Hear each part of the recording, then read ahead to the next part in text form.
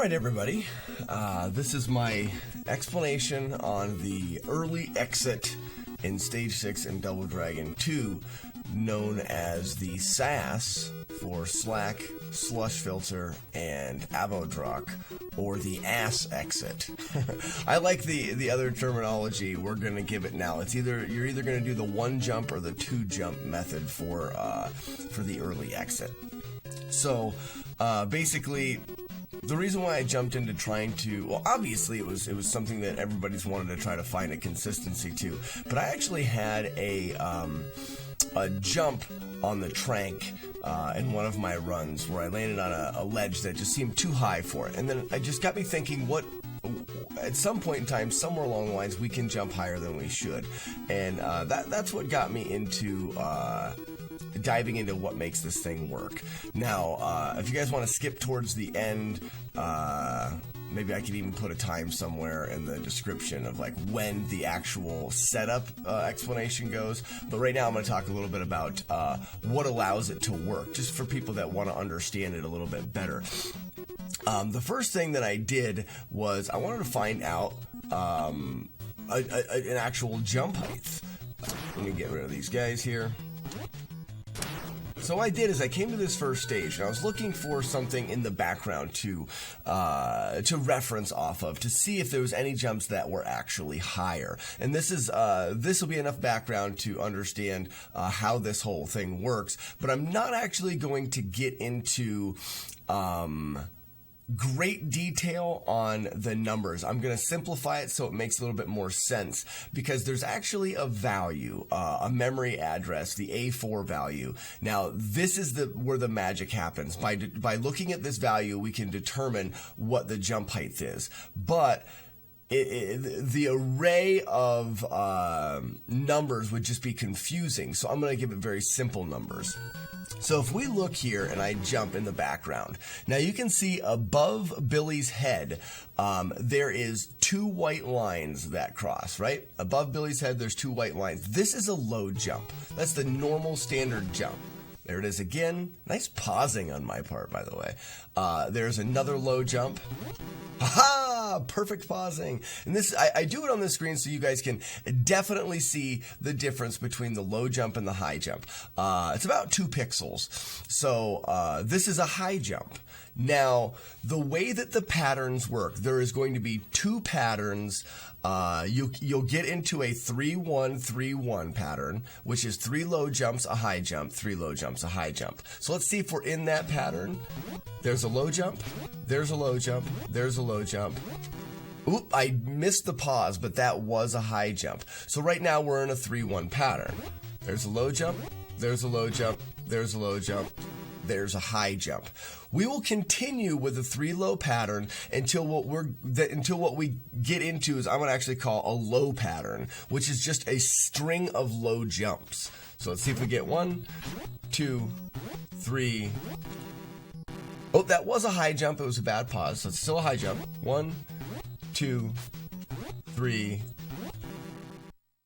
I think, yes, that was a low jump. Now we are actually in what I call a low pattern. Ready? Low, low, low, low, low, low, low. There was a high there.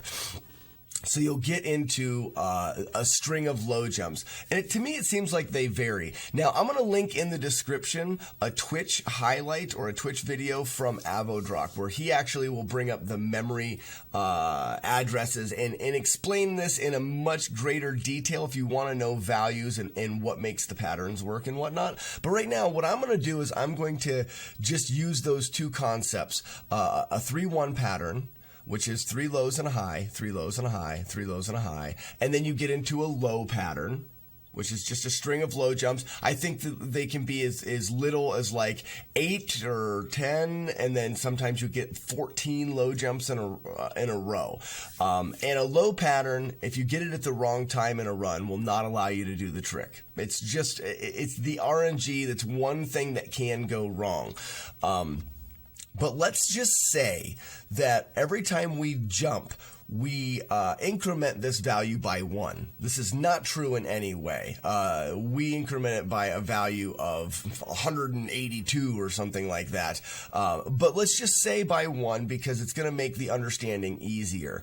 So if we're incrementing this, let's just get this low, low, low. There's a high jump. So now every time is by 1. There's 1, 2, 3, and on 4, we'll get another high jump again. There's other things that we can do to change this value. One of them is anytime we move side to side, and we change it by quite a bit. But if I'm standing here and I tap the button left, as little as I can, and you get around 2 frames of animation, that's actually going to increment the value by 2. So to demonstrate that, if I can find myself in a high jump, that was a high jump. So what I should have is a 3-1, unless I get into a low pattern, and then I'll try it again. But if I'm in that 3-1 pattern, I should have 3 jumps and a high jump. But if I tap backwards, that increments it by 2. Now I'll have a low jump. There's a low jump followed by a high jump. Okay, so it's very important to note that we can't, because this is something that I take advantage of in the setup, that we can increment the value by 2 by tapping the left or right button. You don't have to turn around. You need at least 2 frames of animation, and for every frame after that, we're continuously incrementing it a value of 2. So it's not very accurate to use left and right more than just the first initial.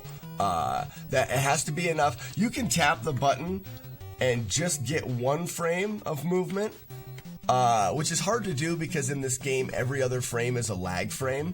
So if you actually tap the button for only 1 frame, and it happens to be, there it was right there, it happens to be on a lag frame, the game won't even read your input.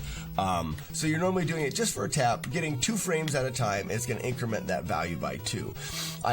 We also notice that it's consistent to increment the value a certain amount. It's not exactly the same as a straight jump, but for a long jump, increments the value X amount. See, I'm not going to get into the actual amounts because we're not actually using this in the way that I'll explain the setup. So we're not going to worry about that, as well as the spinny do kick. That thing is a different amount as well.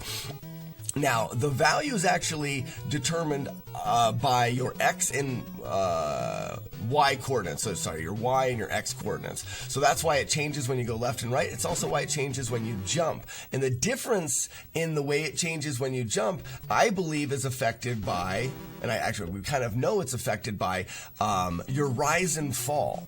And this is important because when we start to do the jumps towards the door, your fall is actually less than it is in a standard jump.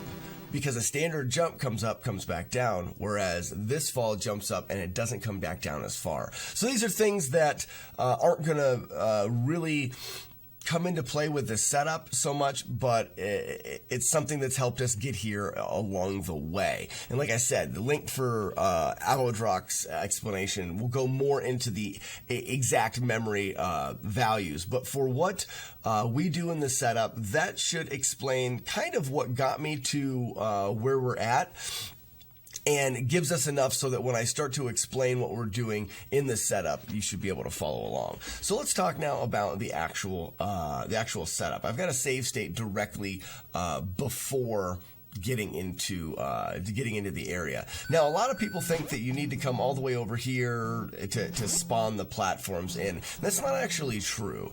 What you need to do is you need to be moving right consistently from coming in. When the arrow disappears, when the finger point arrow disappears, the game will start spawning these platforms in. And as long as your coordinates line up with a platform that is spawning in, you'll trigger the platforms to show up. For example, if I just run directly in, there it is. Whoops, sorry. There's the pit. Boom. I'm close to this platform, it'll spawn in. If I wait here for the arrow disappear, that first platform is spawned, disappeared, now it's the second platform, spawned, disappeared. If I run over to here, it's not going to spawn. It's not going to spawn. Because right now, those platforms have already spawned and disappeared, and they're all the way over. I have to come all the way over here to spawn whichever platform is there. So they are spawning in the background, but they need to see us, and I don't know exactly how it works, they need to see our X coordinate lined up with one of those platforms before it visually shows them. The key is move directly in while the first one is spawning so that you get that to spawn and then be done. Because we want to have as much time on this particular ledge to get ourselves set up as possible. So I'm going to go over the two ways that you can accomplish this. There's a 1-jump method and a 3-jump method. The 1-jump method is what Avodrock has looked into to be, this is where it gets tricky, looks into being the best odds, but I believe harder to perform, so that the 3-jump method on paper may have less odds, but I believe to be more consistent, and hopefully through the explanation you'll understand why. In both methods, we want to spawn and jump to this ledge. Now, right here, I am actually just about pixel perfect for both methods, but mainly for the 1-jump method. If you look at your foot, that's your foot that's leading out towards the edge. That is the important foot. We want a little less than half of our foot to be off of the edge for what is about the best possible setup. Now, we can have a little bit more than that off of the edge. For the 1-jump method, the window is smaller, I believe. And for the 3-jump method, your window becomes much bigger. That's why I think one of the reasons why the 3-jump method is easier is because getting over to spawn the platforms and getting back onto this platform very, very quickly is important, because we need to do a series of jumps to find out where we are on that A4 value. That's how we pinpoint where we are. It's how we manipulate it. So we want as much time as possible, and having to come in here and then potentially not be far enough. Okay, there I am. That's pretty good. That's about half. I got it in the second try. Having to move around a lot is not good, because it wastes time. These platforms are moving in the background, and we want to get to the first platform on the first rotation through. Otherwise, this holds no weight at all. So let me get to what I believe is a good setup here. How was that? That's pretty good. That's half of my foot off the edge. It's about a pixel, maybe 2 pixels farther than I was, but should still work good for this setup. Now, I'm going to jump and pause. That's a really good jump and pause. My jump and pause is on point tonight. So, because of the way that I display the game over here, it may be difficult for you guys to see, so I'm going to be calling whether something is a low jump or a high jump. This is a low jump. When you actually start to play this, what you're going to see is exactly where Billy's head is basically in the center of one of these flower shapes in the background. You know, our head is covering it up. But on your screen when you're doing it, and on my CRT, I can see 1 pixel of purple, maybe 2 pixels of purple. It's hard. I can see just a little purple above Billy's head, above his hairline, on that center circle of the purple flower that we are on top of. So a low jump, you'll be able to see a little purple of the center of that. A high jump, you won't see any. That's how you'll determine whether you're on a high jump or a low jump. We want to get to this point, start jumping, find ourselves a high jump. That's a low jump. That's a low jump. Oops. That was a low jump.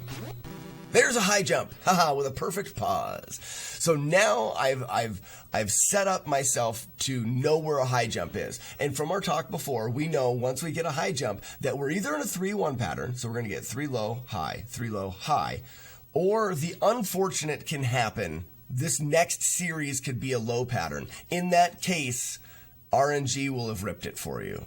Not a whole lot we can do about that. We don't have enough time to sit here and jump a bunch to find the pattern. And there is, to our knowledge right now, no way of resetting this value. This A4 value is constantly changing from beginning of game.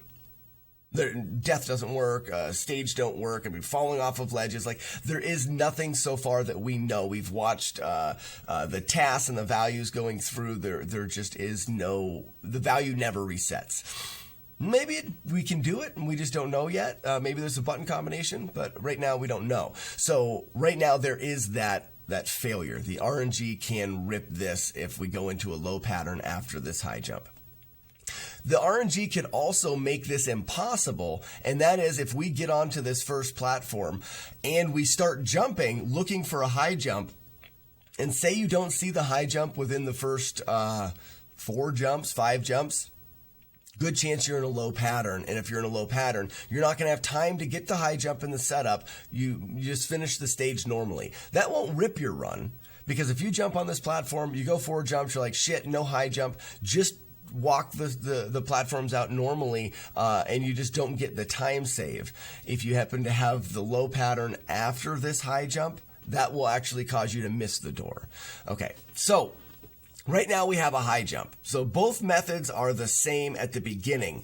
Get over, get yourself located, find yourself a high jump. I'm out of coffee. Let me get a quick drink quick. I have one of these right here. I'm not going to cut this out. I don't want to take the time.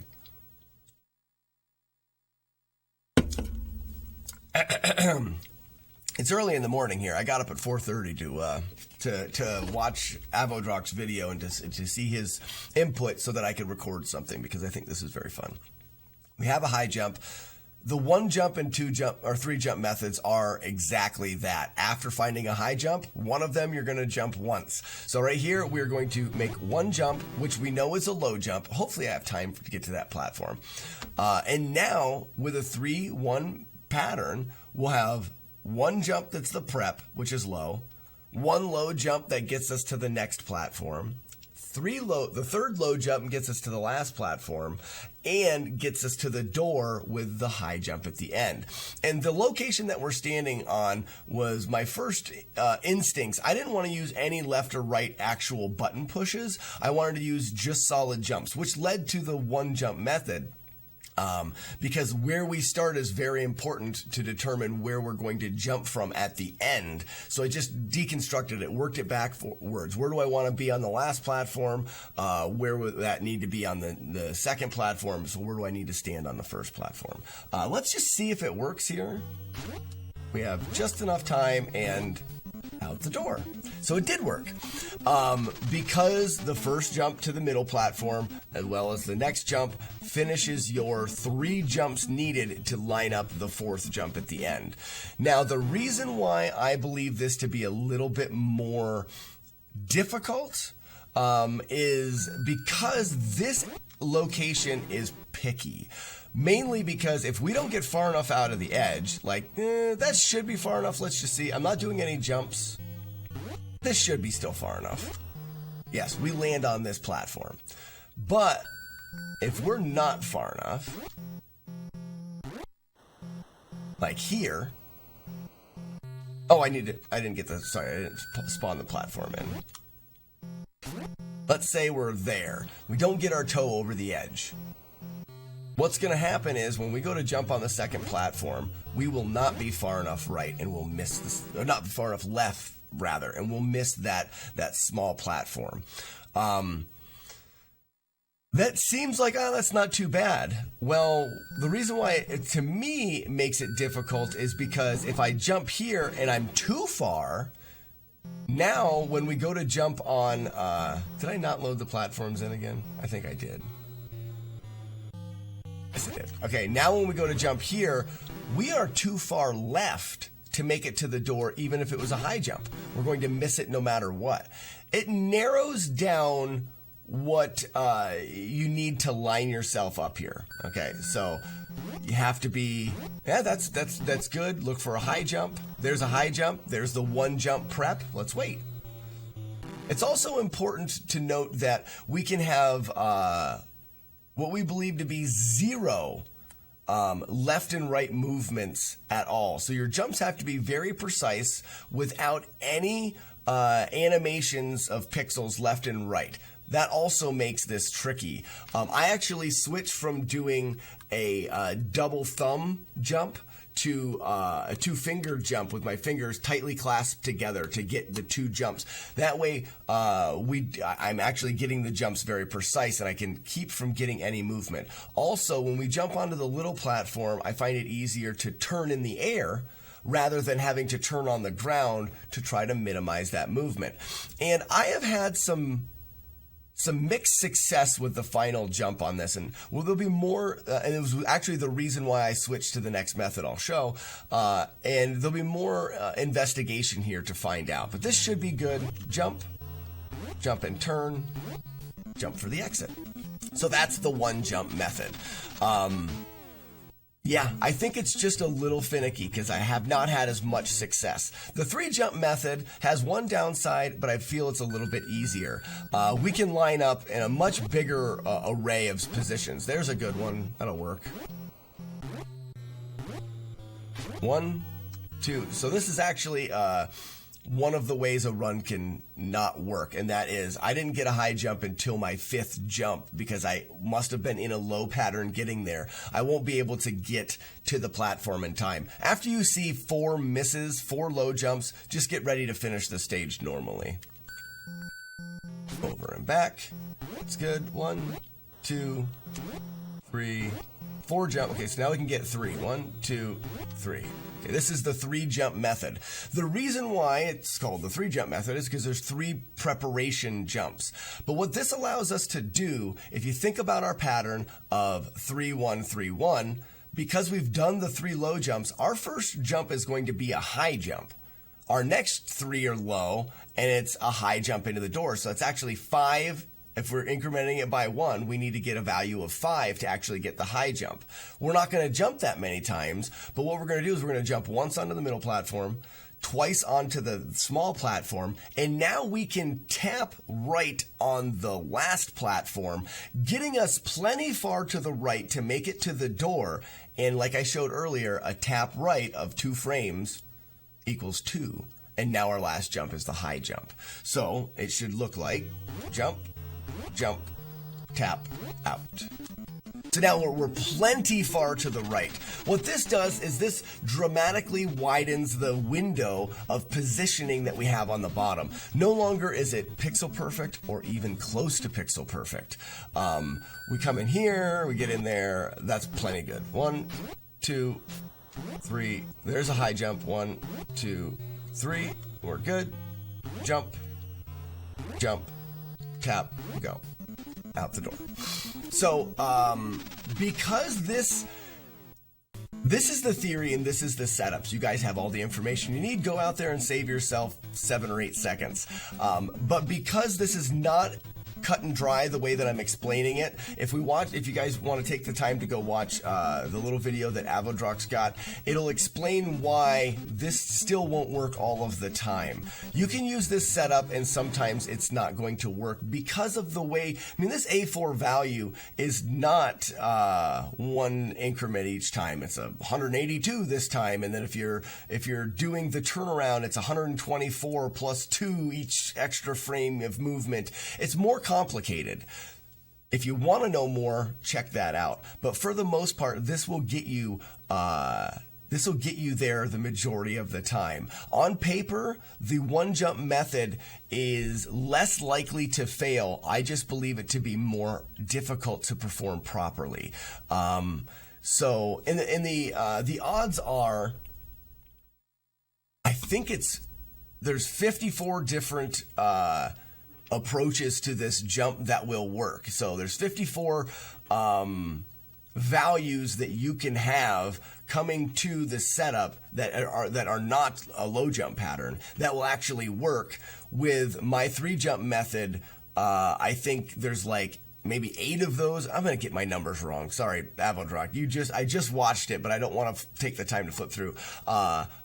Your odds are a little less likely on paper with the 3 jump method, a little more likely on paper with the 1 jump method, but we have to realize that we're human. And I think odds of it being possible versus odds of us making a mistake in the jumps, I've had a lot less success with the one jump method. I think that's it. Should we do it one more time just for giggles here? 3 jump method. We're actually lined up. This could be good for, I think that was, okay, there's a high jump. Let's do a 1 jump method because I'm curious. I think we're actually out too far. And this would be a good demonstration to see. You see how our foot's not really hanging off that much more, but what it does is it puts us farther to the left, and now we're too far left to make it back to the right. This is a mirrored camera, so I'm not doing it in the right directions. I understand that. Let's see. Jump. Jump, turn, jump. That is why the 1 jump method is a little bit more difficult, because in that particular case, I wasn't hanging off by much more than a few pixels. So whereas in the 1 jump method, you could be here, you could be, that's too far. You could be here, or, no, that's too far. That would work. And then how about the little nub, where we're just over the edge? No, that's not far enough. That would be good. There's 1 pixel I'm not hitting in there.